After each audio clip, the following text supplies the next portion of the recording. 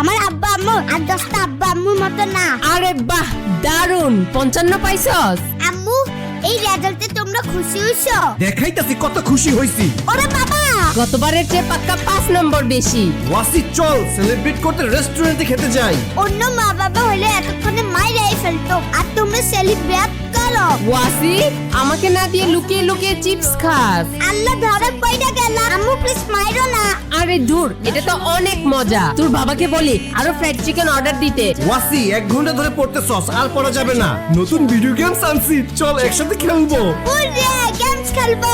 কি রে, কম্পিটিশনে নাম দিবি? আমি পারবো না, যদি ভালো না বাঁচাতে পারি, যদি হেরে যাই। ওয়াসি, এত হার জিত নিয়ে ভাবিস না তো। জীবনে প্রতিটা স্টেপ সাহসের সাথে নিতে হবে। ওই দিন আমি স্টেজে ভালো পিয়ানো বাজাচ্ছিলাম, তো আরেকজন চ্যাম্পিয়ন হয়েছে। ওই দিন আমার মন অনেক খারাপ ছিল, কিন্তু আমার বাবা মা একটা ব্যানার নিয়ে উল্লাস করতেছে, যাতে লেখা ছিল হাল না ছাড়ার জন্য অভিনন্দন।